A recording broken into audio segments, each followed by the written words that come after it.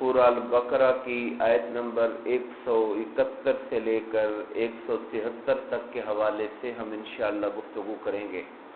اللہ پاک نے ارشاد فرمایا وَمَثَلُ الَّذِينَ كَفَرُوا، اور ان کافروں کی مثال ایسے ہے كَمَثَلِ الَّذِي يَنْعِقُ، جیسے اس شخص کی مثال ہوتی ہے جو آواز لگاتا ہے اس چیز کو بما لا يسمع الا دعاء و نداء، جو نہیں سنتی مگر صرف پکار اور ایک آواز اور چلانے کے، یعنی کو کہتے ہیں بکریوں کو آواز لگانا۔ اب ایک چرواہا جب بکریوں کو آواز لگاتا ہے، اب بکریوں کو نہ لفظ کا معنی آتا ہے نہ انہیں پتہ لگتا ہے کہ یہ شخص ہمیں کیا کہنا چاہ رہا ہے، بس وہ اس اشارے کے اوپر جانور سدھایا ہوا ہوتا ہے، لیکن وہ الفاظ کے معنی کو نہیں جانتا ہوتا، اس کا الفاظ کے اور معنی کے ساتھ کوئی تعلق نہیں، اس کے لیے صرف ایک آواز ہی ہوتی ہے۔ تو کہا یہ کفار، ان کی مثال، یہ جو بتوں کے پوجا کرنے والے ہیں، ان کے بتوں کی حیثیت بھی ایسے ہی ہے۔ اب جانور تو پھر بھی کچھ سماعت رکھتا ہے، اس کو تو کچھ آواز جاتی ہے، بھلے وہ اس کے معنی و مفہوم کو ٹیلی نہیں کر سکتا دماغ کے ساتھ، مگر بت تو اس لائق بھی نہیں ہے کہ وہ کوئی پکار سنے بھی صحیح۔ ایک اور جگہ پہ کہا کہ ان کی پوجا کرنے والے ایسے ہیں جیسے کوئی پانی کے کنویں پہ جا کر آواز لگائے اے پانی میرے پاس آ جا، ہاتھ آگے کرے پانی آ جا، نہ پانی بات سن رہا ہے نہ پانی آنے والا ہے، یعنی ان کا یہ پکارنا رائے گاں ہے، ان کی یہ عبادت بیکار ہے، اس کا کوئی قبولیت کا کوئی امکان اور چانس نہیں ہے۔ صم بکم عمی فہم لا یعقلون، گنگے ہیں، بہرے ہیں، گنگے ہیں، اندھے ہیں، اور یہ ذرا بھی عقل نہیں رکھتے ہیں۔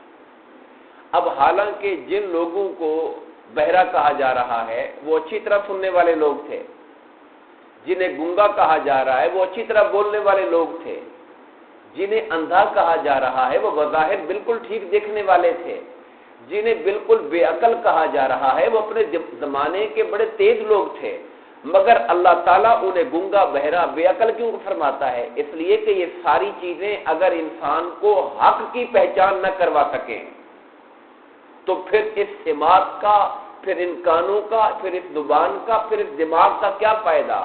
اگر انسان حق کی راہ میں بجائے قبول کرنے کے حق کی راہ میں روڑے اٹکانے والا بن جائے تو آنکھیں ہوتے ہوئے بھی اندھا ہے، پھر کان ہوتے ہوئے بھی بہرا ہے۔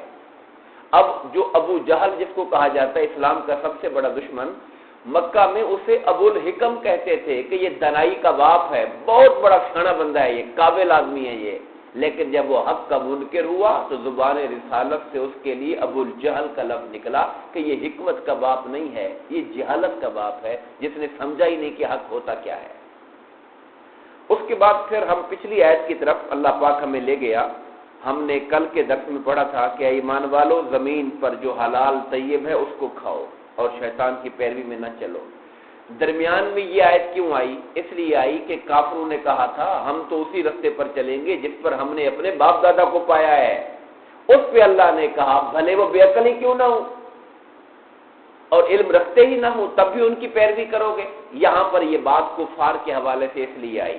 آگے پھر فرمایا یا ایھا الذین آمنوا، اے ایمان والو، کلوا من طیبات ما رزقناکم، ہم نے جو تمہیں پاکیزہ چیزیں دی ہیں ان میں سے کھایا کرو۔ جو پہلا حکم تھا وہ تھا یا ایھا الناس، اے لوگو زمین میں سے حلال طیب کھاؤ، لوگوں کہہ کر۔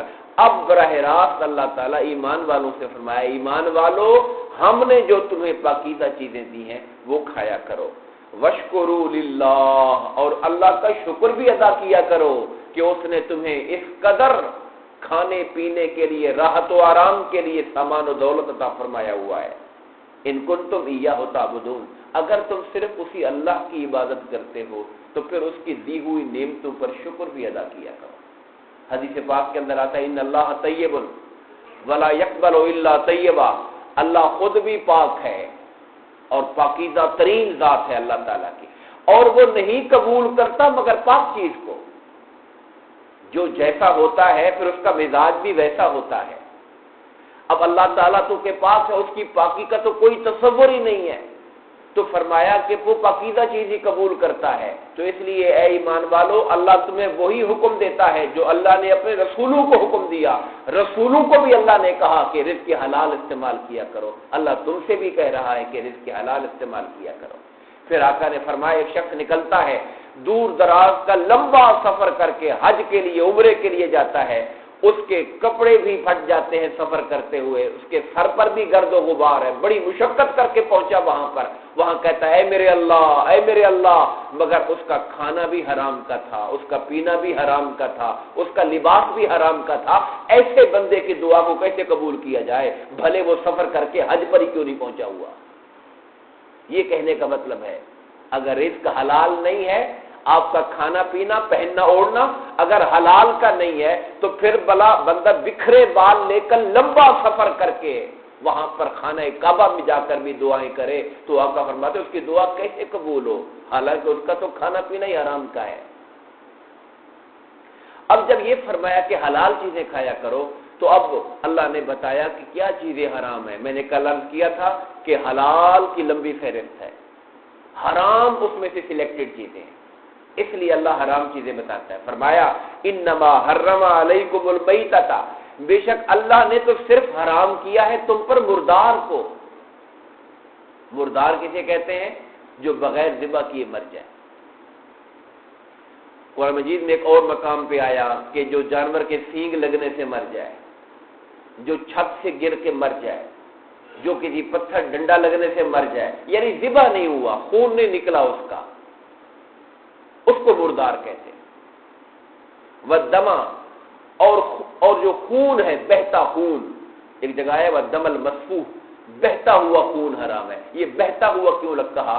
کیونکہ تلی اور جگر بھی خون ہی ہوتے ہیں، مگر یہ بہتے نہیں ہوتے، ان کی سالڈ شکل ہوتی ہے، اور یہ حلال ہے۔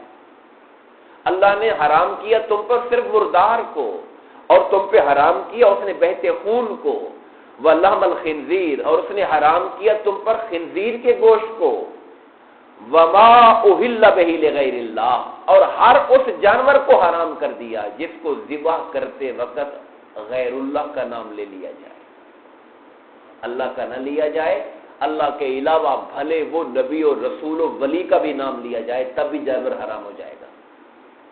ذبح کے وقت، یہ لفظ یہاں لفظ ہے وَمَا أُهِلَّ بِهِ لِغَيْرِ اللَّهِ، جسے وہ وقت ذبح اللہ کے علاوہ کسی اور کے نام پہ ذبح کیا جائے۔ ویسے انسان کہتا ہے کہ یہ جانور میں نے رکھا ہوا ہے، سرکار کے میلاد پر میں ضیافت کروں گا، اس کے لیے رکھا ہوا ہے، اس سے حرام نہیں ہوتی چیزیں۔ یہ تو مقصد یہ ہے کہ اس کو اللہ کے نام پہ ذبح ہوگا، اور اس کا جو گوشت ہے اسے میں فلاں آقا کی بارگاہ میں ایصال ثواب کے لیے بھیجوں گا، شیخ عبد القادر جیلانی کے لیے ایصال ثواب کروں گا، اپنے والد کے لیے کروں گا، خاندان کے لیے کروں گا۔ وہ جو جانور کا تعین نام لے رہے ہیں وہ ثواب پہنچانے کے لیے لے رہے ہیں، ذبح اللہ کے نام پر ہی ہو رہا ہے۔ ان دونوں چیزوں میں فرق ہونا چاہیے۔ فَمَنِ اضْطُرَّ غَيْرَ بَاغٍ وَلَا عَادٍ، ہاں جو مجبور ہو جائے بھوک کے ہاتھوں، حالانکہ اس کا دل کا کوئی رغبت نہیں حرام کھانے کی، اور نہ واپس پھر پلٹ کے کھانا چاہتا ہے حرام کو، فلا اسم علیہ، تو اس پہ گناہ نہیں، اگرچہ اسے یہ حرام ہی کھانا پڑ جائے جب اس کی جان کے لالے پڑ جائے بھوک کی وجہ سے۔ اللہ نہ کرے زندگی میں اگر خدا نہ کرے ایسی صورتحال آ جائے تو کہا پھر یہ حرام جو اللہ حرام کر رہا ہے حرام بھی حلال ہو جاتا ہے۔ اللہ کو انسان کی جان کی اتنی عزت ہے کہ اللہ اپنی حرام کردہ شے کو بھی حلال کر دیتا ہے، اس کی جان نہیں جانی چاہیے۔ اور آج ہم لوگوں نے انسانی جان کو کتنا بے وقت بنا دیا ہے، انسان نے انسان کو بے وقت کر دیا، اللہ نے تو عزت دے کے پیدا فرمایا تھا۔ ان اللہ غفور الرحیم، بے شک اللہ تعالیٰ بہت بخشنے والا نہایت مہربان ہے اپنے بندوں کے ساتھ۔ اگر ایسی صورتحال آ جائے تو اللہ بندے کو بقدر ضرورت جان بچانے کی حد تک حرام کی بھی اجازت دیتا ہے اگر حلال میسر نہ ہو انسان۔ دعا ہے کہ اللہ تبارک و تعالی ہم سب کو دنیا اور آخرت میں اپنی رحمت اور اپنی نعمتوں سے نوازے رکھے، آمین۔ وما علینا الا البلاغ المبین۔